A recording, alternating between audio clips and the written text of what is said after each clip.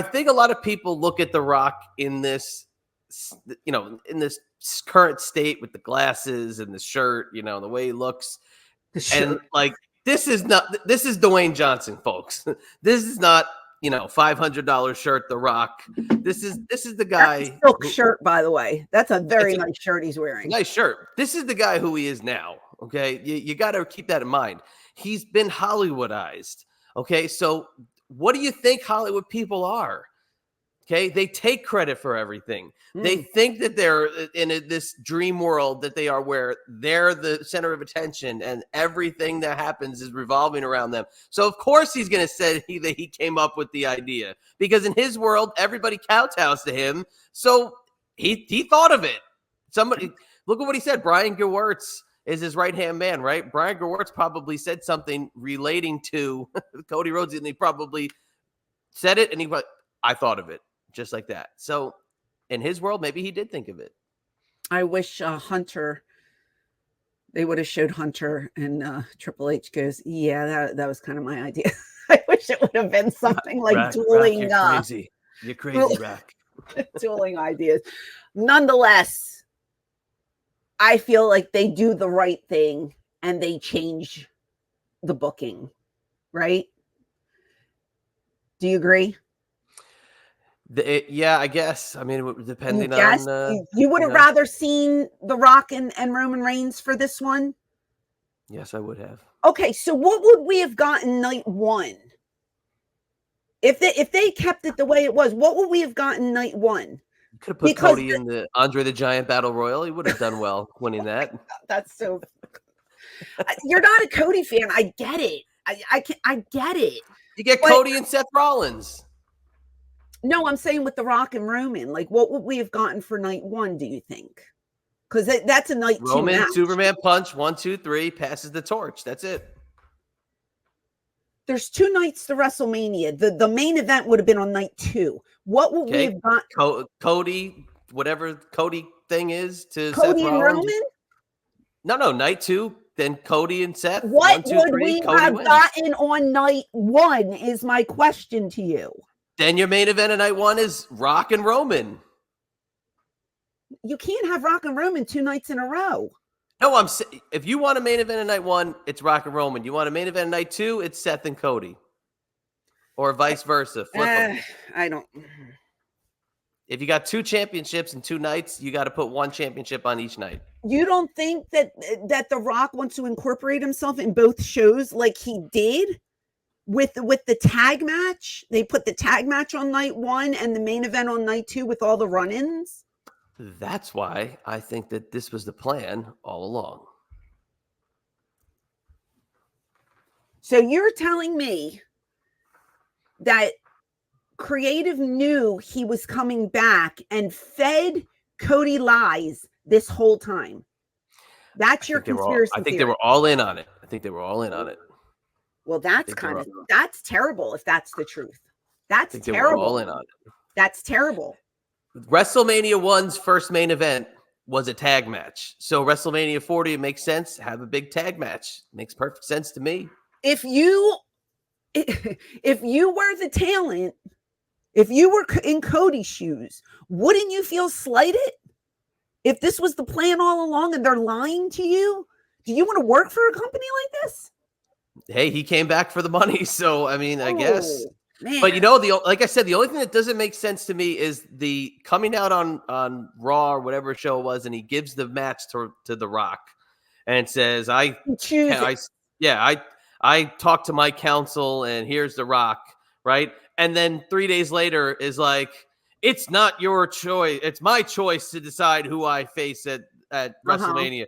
But that whole segment didn't happen. Like because they changed that's when the "we want Cody" thing started.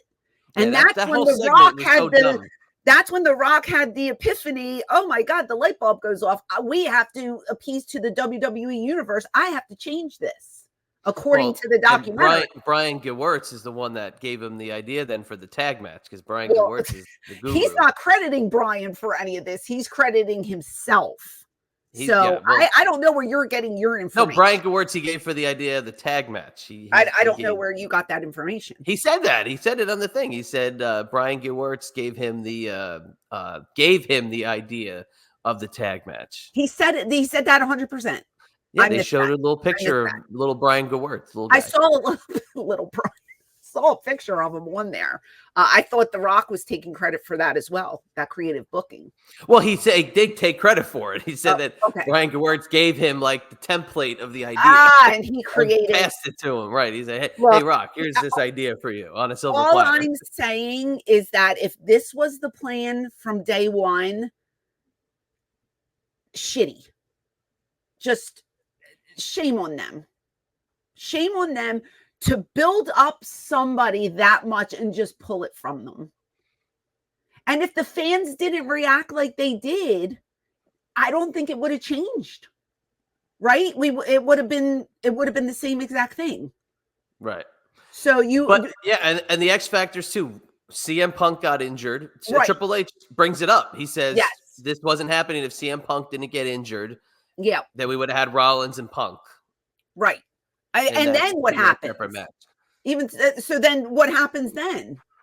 If Punk was still in the equation, it would have been worse. Yeah, Cody's definitely he's out.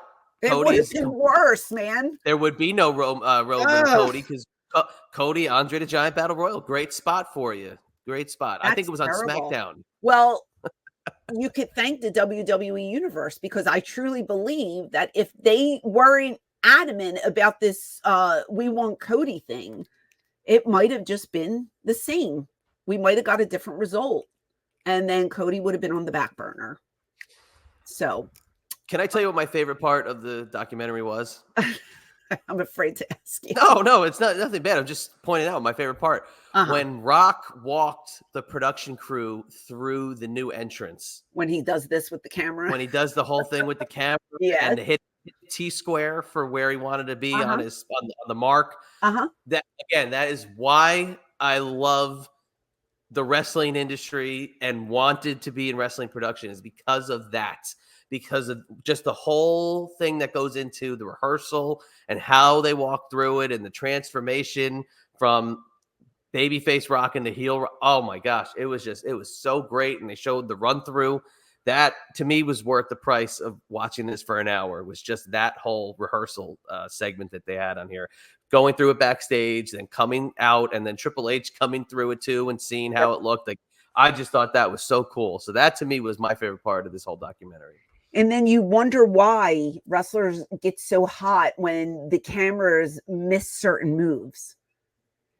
Because if we're going to do something, we always tell either the handheld or production or something, hey, I'm going to do this move. Make sure when you see so-and-so, hit me with the chair, or when you give them a build up because your move's coming up. And when they miss that move, it's like, oh, that has happened so many times. And it's so frustrating because, we do walk you through it. We do, if something big's happening, we always do walkthroughs and we tell them, like, look out for this. And most of the time they're on the mark, but when they miss it, it is so frustrating. I hate that. And that's happened to me before too. So this was just, they had two producers, they had the camera guy, they had the director, they were all there. Each single person getting their cue of what to do when, because that was lights out. Rock had to know where to stand. The camera was head on. That was just beautiful.